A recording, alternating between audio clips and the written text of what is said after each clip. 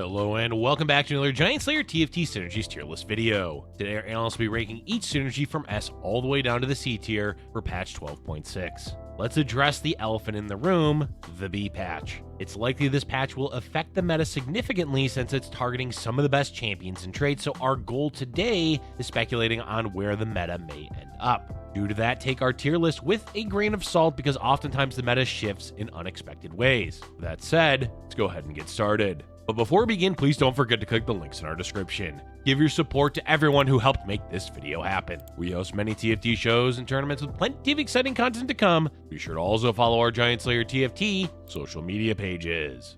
Alright, let's get back to the video. As usual, we're beginning in the S tier. This tier consists of the synergies Clockwork, Enchanter, Socialite, and Mastermind Scholar. Basically, this tier boils down to highly valuable splash traits. Almost every composition in the late game uses one or more of these synergies. At the top of the S tier is Clockwork. Clockwork is our big winner of the B patch because it was already one of the best splash traits in the meta, and Jhin is now more relevant than ever as a potential carry. Innovators also go up in value due to stronger compositions being nerfed. This promotes flex play, and guess what trait is great for flex? Clockwork. All of those factors combined, plus Orianna being a fantastic splash unit, puts Clockwork at the top.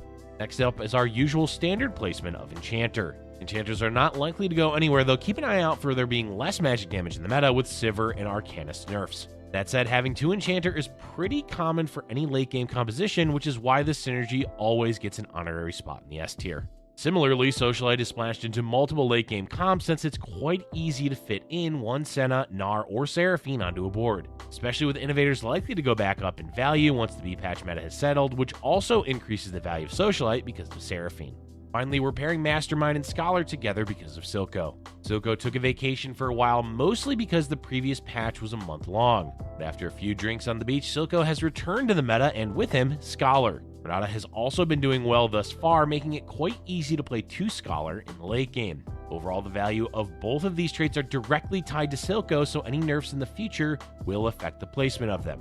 With the S tier done and dusted, let's move on to the synergies in the A tier, which consists of Innovator, Transformer, Debonair, Twinshot, Rival, Bodyguard, Bruiser, Glutton, Arcanist, and Hextech. There's going to be quite a bit of speculation for this tier because we're trying to account for potential meta shifts that affect Arcanist, Hextech, Chemtech, and Debonair. That said, in general, the A tier synergies are the bread and butter of the meta. As mentioned, we've tried to predict where we think the meta may go based on the B patch nerfs. Innovators are horse in this race mainly because whenever the meta shifts and balances out, Innovators almost always end up near the top. There's a lot of reasons for this, but the easiest explanation is that playing an Innovator composition is usually playing flex. Playing flex means you can swap in and out of different carries and companion synergies easily with Innovators as the consistent backbone. This is likely to be the case moving forward because of buffs to Jhin and Draven, both of which are great flex carries for an Innovator board. But we do need to point out that Twitch was nerfed and Aurelia is still barely staying afloat in the meta, so it's certainly possible Innovators will actually go down in value. But for now, we're putting our money into the Innovator stocks.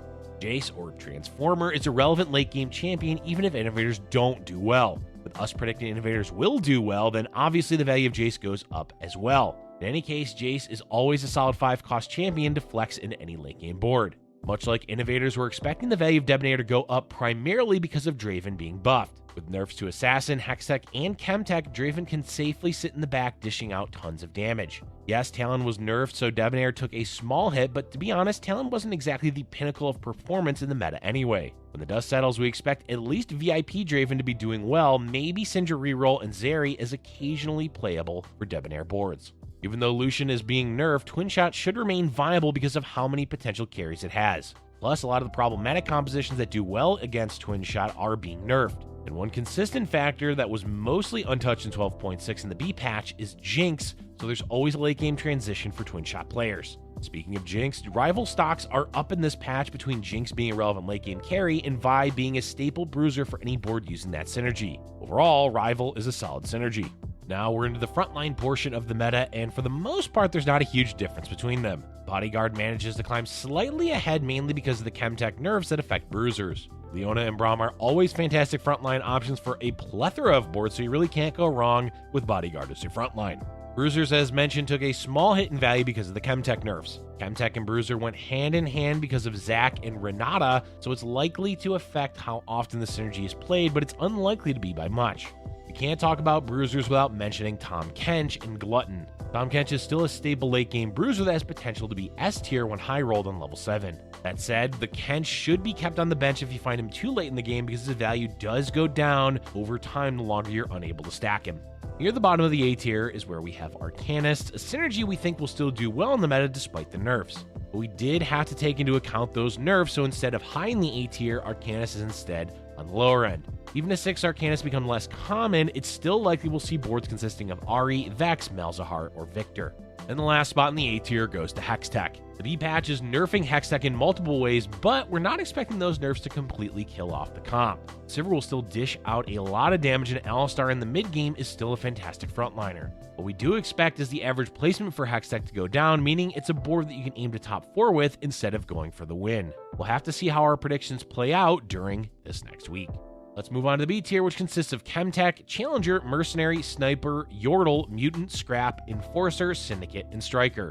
In general, these are synergies we see complementing those in the A tier, but on their own tend to be weaker on average. Another synergy affected by the B patch is Chemtech, specifically the Warwick reroll variation. With multiple nerfs targeting Warwick, it's likely the viability will lessen, but it's hard to say by how much. But Chemtech is more than just Warwick, as Tryndamere, Zac, and Renata are also affected by the B patch. Combining all those factors, we're putting Chemtech at the top of the B tier, but it may end up being higher depending on how the meta shifts. Like Chemtech, Challenger loses value mainly because of Warwick nerfs. Draven, interestingly enough, is basically unaffected because more than 2 Challenger is uncommon for Draven boards. It's really only Warwick and Tryndamere that are affected since those boards use more than 2 of the synergies. We're not convinced Warwick is disappearing from the meta entirely, but Challenger on average is definitely weaker than before the B patch.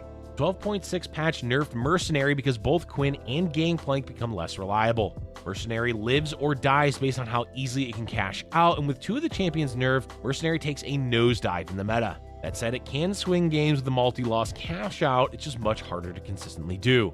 Jhin buffs mean Sniper goes up in value, though not by much. Even though the champions are decent for Sniper, the fact is the trait doesn't impact the game all that much unless you have 4 Sniper or Sniper's Nest. Since it has a high variance, we can't play Sniper higher than the B tier, at least in the current meta. Yordles are also high in variance because they continually receive so many changes. So Small is now a gold tier augment and the dodge chance went up, but it's not likely to show up as often either. There's been multiple buffs and nerfs to Yordles in recent patches as well, so as the dust settles, it leaves them roughly in the same position as before. Early game use Yordles for econ and then mostly ignore them beyond that, except for units like Vex, Gnar, and sometimes Corki. Occasionally a 4 Yordle board is playable, but it's rarely going to do well. Yet another high variance synergy is Mutant.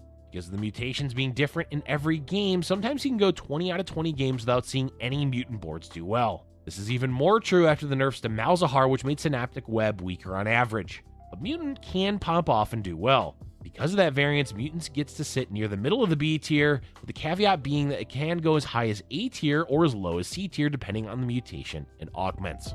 Scrap is pretty firmly relegated to the early game and lacks much relevance beyond that. Sure, Aurelia has some value in the mid game, and Jinx is definitely good in the late game, but Scrap isn't in the equation at that point of the game. Good early, but get ready to ditch it as the game goes on.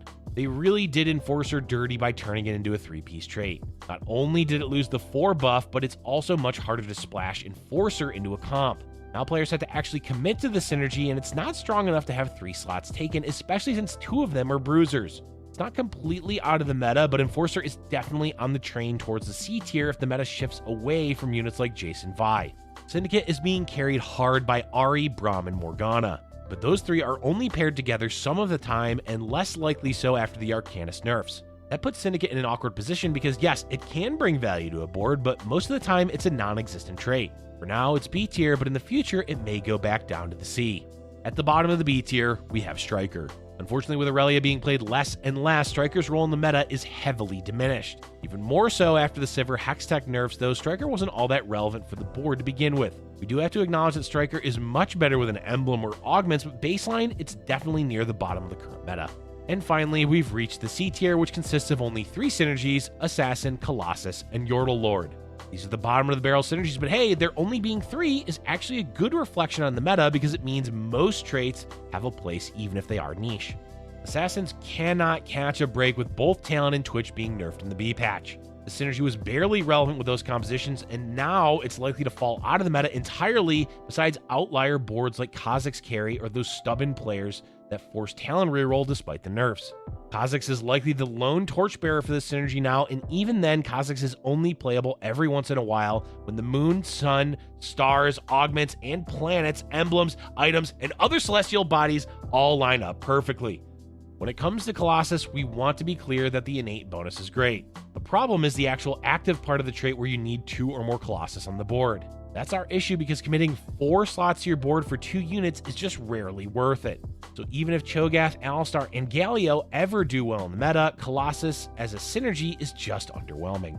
And of course, we're ending the tier list with Yordle Lord, but honestly, we've got nothing more to say about Veigar. Play him if you want to mean, but otherwise you can ignore his existence within the set, as most players do.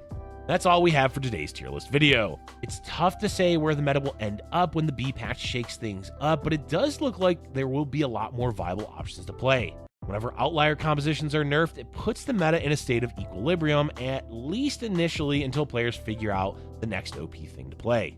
Let us know in the comment section below what synergies or compositions you think will rise to the top with the B patch. Thank you for watching, and if you're enjoying our content, be sure to hit the like button and subscribe for future Giant Slayer TFT videos.